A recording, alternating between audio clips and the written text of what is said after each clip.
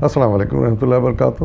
اس وقت میں آپ کے سامنے سورہ طٰہٰ کی آیت نمبر 129 سے لے کر 132 تک، یعنی فرام 129 اپ ٹو 130 کا ترجمہ لے کر حاضر ہوں۔ سماعت فرمائیے۔ اعوذ باللہ من الشیطان الرجیم، بسم اللہ الرحمن الرحیم۔ اگر تیرے رب کی طرف سے پہلے ایک بات طے نہ کر دی گئی ہوتی اور مہلت کی ایک مدت مقرر نہ کی جا چکی ہوتی تو ضرور ان کا بھی فیصلہ چکا دیا جاتا۔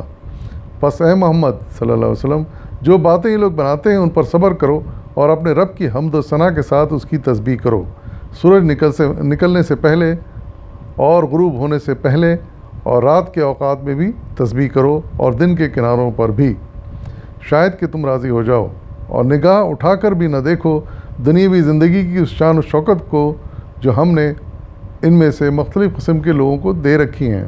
وہ تو ہم نے انہیں آزمائش میں ڈالنے کے لیے دی ہیں، اور تیرے رب کا دیا و رزق حلال ہی بہتر اور پائندہ تر ہے۔ اپنے عیال کو نماز کی تلقین کیا کرو اور خود بھی اس کے پابند رہو۔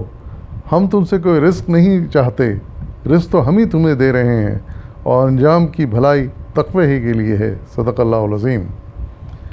ان آیت سے پہلے آیت نمبر 115 سے لے کر 127 تک اللہ تعالیٰ نے حضرت آدم علیہ السلام کے واقعات بیان کیے ہیں، یعنی ان کی پیدائش سے لے کر بعد کے واقعات تک، ان کے دنیا میں آنے کے واقعات تک کی کچھ تفصیل آئی ہے۔ اور اس وقت میں آپ کے سامنے ان آیات کے بارے میں کچھ تفصیل سے ڈسکس کروں گا۔ پہلے تو اللہ تعالیٰ نے پہلی بات یہ ارشاد فرمائی کہ حضور صلی اللہ علیہ وسلم کو مخاطب کر کے ارشاد فرمائی کہ یہ جو مخاطبین ہیں تمہارے اور جو منکرین ہیں تمہاری بات کے، ان کی مہلت ختم ہو جاتی، لیکن اللہ تعالیٰ نے کچھ مہلت کا وقت مقرر کر رکھا ہے۔ اگر یہ مقرر نہیں ہوتا تو ان کی مدت ختم ہو چکی ہوتی اور ان کو ان کی سزا مل چکی ہوتی۔ تو اس لیے آپ صبر کیجئے۔ یہ جو آپ کے ساتھ سلوک کر رہے ہیں، جو آپ کا انکار کر رہے ہیں، آپ کی نافرمانی کر رہے ہیں، اس کے اوپر صبر سے کام لیجئے۔ یہ جب وہ ان کی مدت پوری ہو جائے گی تو پھر ان کو اس کیے کی سزا ضرور ملے گی۔ پھر فرمایا گیا یہاں پر کچھ نمازوں کا حکم دیا گیا ہے، یعنی اس سے تاکہ حضور صلی اللہ علیہ وسلم کو تائید و نصرت حاصل ہو اور صبر اور برداشت کی قوت پیدا ہو۔ اس میں اس وقت ذکر کیا گیا ہے کہ سورج نکلنے سے پہلے، یعنی فجر کا وقت، اس کا حکم دیا گیا، غروب ہونے سے پہلے یعنی عصر کا وقت، اور رات کے اوقات میں تسبیح کرو، یعنی رات عشاء کا وقت یا تہجد بھی پڑھی جا سکتی ہے۔ اور پھر کہا گیا دن کے کناروں پر بھی۔ دن کے کناروں سے مراد ایک فجر کا وقت اور مغرب کا وقت ہو سکتا ہے۔ تو ارشاد فرمایا گیا ہے کہ ان نمازوں سے تمہیں مدد ملے گی، حوصلہ ملے گا، تسکین ملے گی۔ اور پھر ایک بات یہ ارشاد فرمائی جا رہی ہے کہ یہ جو منکرین کو، کافرین کو جو اقتدار حاصل ہے، شان و شوکت حاصل ہے، اس کی طرف نظر اٹھا کے بھی نہ دیکھو، یعنی ہرگز یہ نہ سوچو کہ ان کو انکار کے باوجود، کفر کے باوجود یہ کتنے مزے میں ہیں، کتنے عیش کر رہے ہیں، یہ ہرگز نہ دیکھو، نہ ان کے بارے میں خیال کرو، اس لیے کہ یہ جو کچھ ان کو دیا گیا ہے وہ ایک آزمائش ہے ان کے لیے۔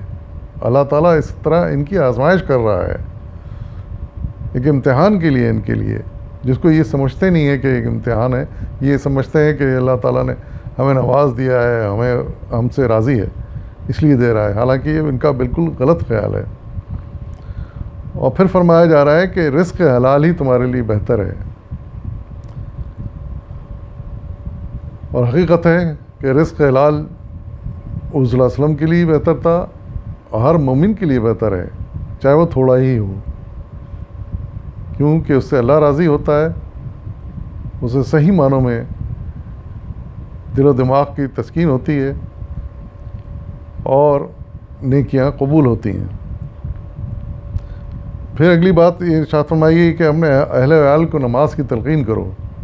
یہ ہر مومن کو چاہیے کہ اپنے اہل وعیال کو، اپنے بیوی بچوں کو، اپنے خاندان کے افراد کو نماز کی تلقین کرے۔ جب بھی موقع ملے مناسب ضرور نماز کی تلقین کرنی چاہیے۔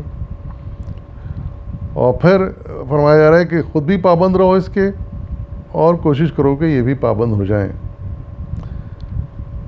اور آخر میں فرمایا جا رہا ہے کہ یہ سب کچھ جو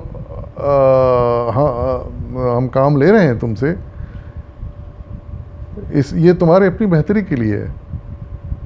ایسا نہیں ہے کہ ہم تم سے کوئی رزق مانگ رہے ہوں اور اس کے بدلے میں ہم تم سے کوئی بھلائی چاہتے ہوں جو اللہ تعالیٰ کی ذات کے لیے ہو۔ ایسا نہیں ہے۔ اللہ تعالیٰ کسی رزق کا اور کسی بھلائی کا محتاج نہیں ہے۔ وہ تو رزق دیتا ہے، ہر انسان کو رزق دیتا ہے، تو رزق دینے والا تو وہی ہے۔ تو فرمایا جا رہا ہے کہ یہ ایسا نہ سوچو کہ ہم تم سے کچھ دنیا کی بھلائی مانگ رہے ہیں، رزق مانگ رہے ہیں۔ اور پھر فرمایا جا رہا ہے آخر میں کہ انجام کی بھلائی تقوی کے لیے ہے۔